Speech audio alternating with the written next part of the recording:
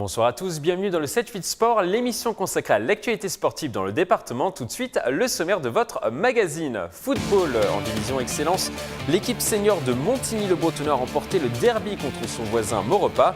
Une victoire qui leur permet de sortir de la zone de relégation. Le résumé du match dans cette édition. Foot US, les Templiers d'Elancourt se sont inclinés ce week-end à domicile contre les Mousquetaires de Châtenay-Malabry sur le score de 20-8. Une cinquième défaite en 8 matchs qui condamne les Élancourtois à rester en deuxième division la saison prochaine. Vous entendrez dans quelques minutes la réaction du directeur sportif des Templiers, Frédéric Anderson.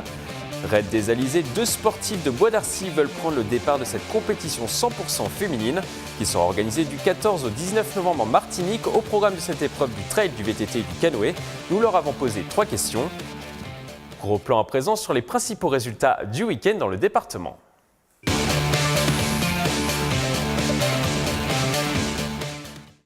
On commence donc ce magazine par du football et la 16e journée du championnat senior excellence. Bonne opération pour Montigny-le-Bretonneux dans la lutte pour le maintien. Les Ignomontins l'ont emporté contre le 6e du classement Maurepas à domicile 2-1 et s'offrent une bouffée d'oxygène dans ce championnat. Le résumé du match, les images sont signées à Nicolas Dandry. Montigny-le-Bretonneux remporte dans la douleur le derby contre Maurepas. Menés 1-0 sur leur pelouse à la mi-temps, les Ignomontins se sont arrachés en seconde période pour égaliser et marquer le but décisif dans les dernières minutes de la partie par la sentinelle Koika Karamoko. Score final 2-1. Avant le but, je me dis c'est la bonne, il ne faut pas que je rate. Je suis juste devant le but. Enfin, heureusement que je rate pas aussi. Mais bon, voilà, on essaie de faire les choses pour le bien de l'équipe. On se concentre et on fait ce qu'il faut faire. Cette performance a permis de briser une série noire de 3 ans sans victoire de Montigny-le-Bretonneux contre Maurepas. Pour réaliser cet exploit, le staff de l'équipe avait étudié son adversaire du jour et avait mis en place un plan de jeu. On avait décidé de ne pas presser très haut, parce qu'on sait qu'ils aiment bien repartir d'assez bas et de nous aspirer. Donc on avait décrété de descendre, de passer le bloc un peu plus bas pour pouvoir les contrer. Et puis, mais après, on a manqué un petit peu de justesse toute la première mi-temps. En deuxième, c'était un petit peu mieux, puis ils ont baissé le pied. Au classement, Montigny-le-Bretonneux remonte à la 8e place et compte désormais 4 points d'avance sur la zone de relégation. On sait qu'il reste encore 2 places pour descendre. C'était que nous, on vient de monter, donc on est arrivé avec humilité dans la division. L'objectif, c'est le maintien. On va essayer de se maintenir le plus rapidement possible.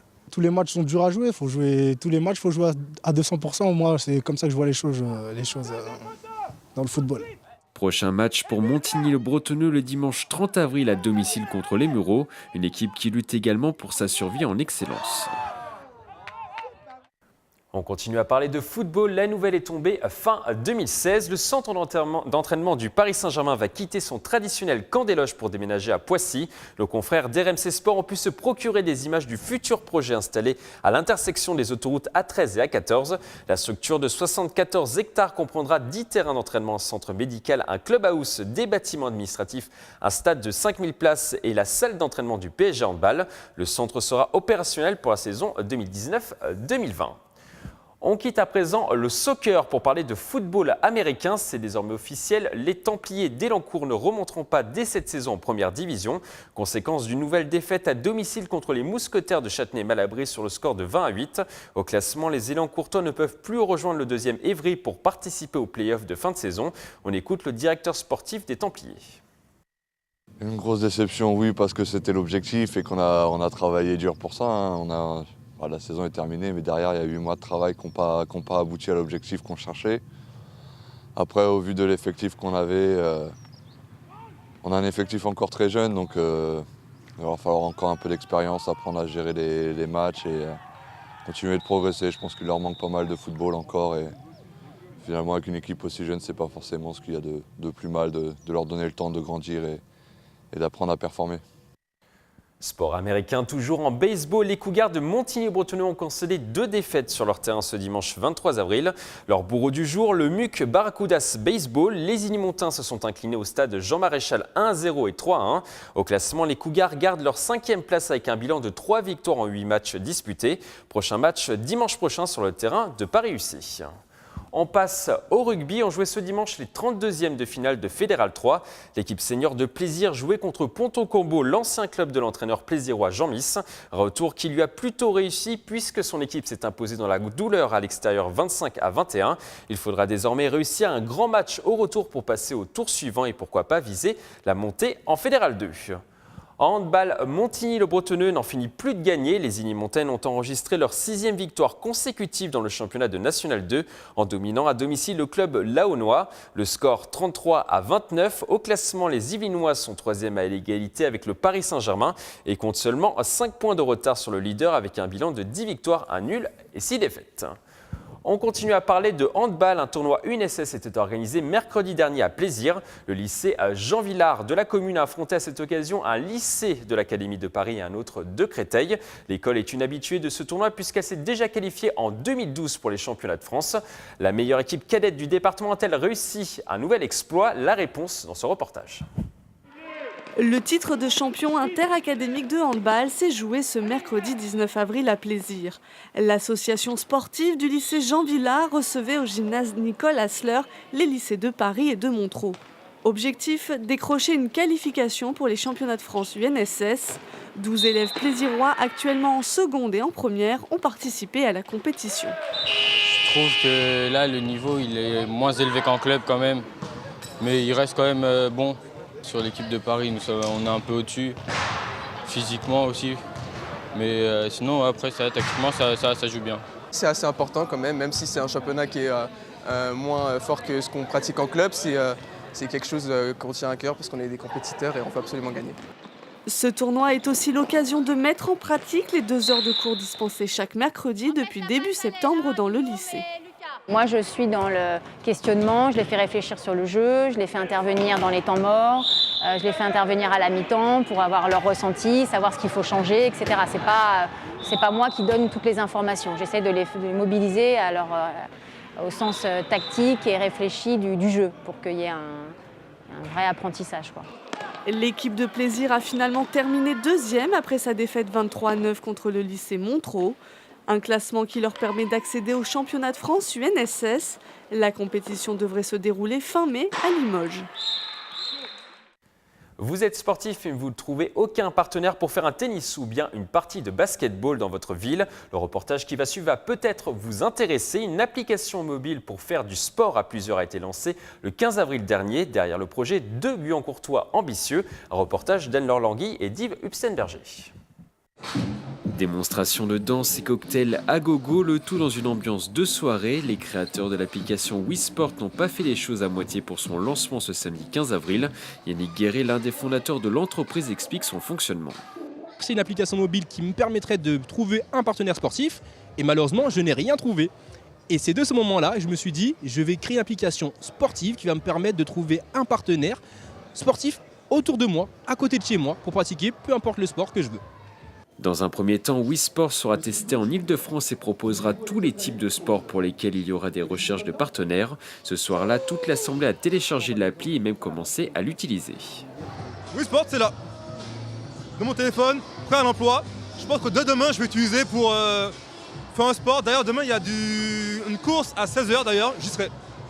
Son usage reste gratuit pour les particuliers. En revanche, côté professionnel du sport, il faut conclure un partenariat avec l'application pour pouvoir y figurer. Salles de sport, associations et clubs sportifs sont intéressés.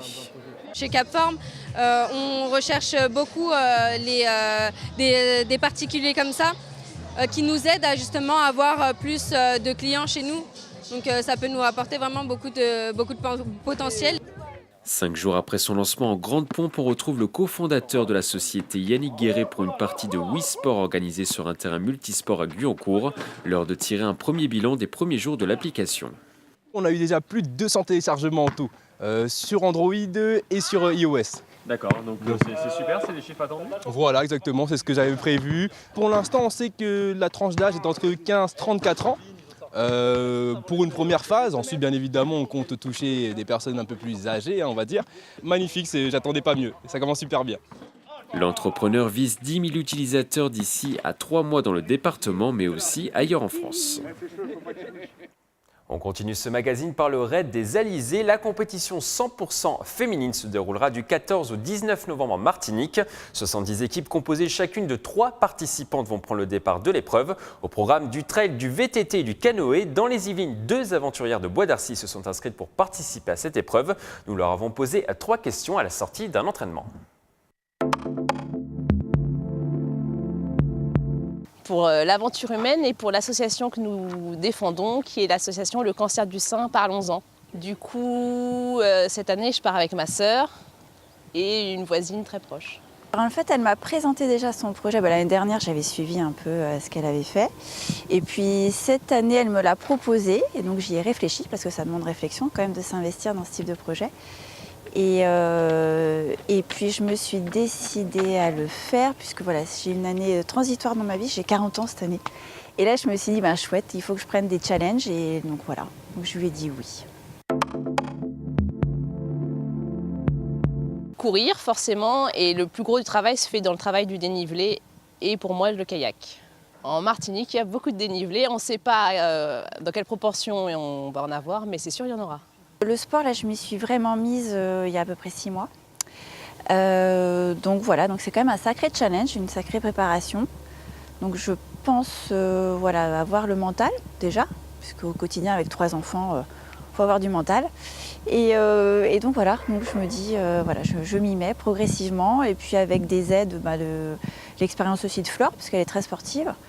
Donc du coup, elle m'apporte beaucoup, je la questionne et puis je questionne aussi autour de moi tous les sportifs pour voir ce qui serait le mieux pour moi pour me préparer. Il y a 70 équipes, si on peut être dans les 40 premières, c'est bien. Mais j'ai déjà participé l'année dernière et j'ai eu des soucis, donc je n'ai pas pu faire toutes les épreuves. Donc mon objectif cette année, c'est vraiment de finir toutes les épreuves.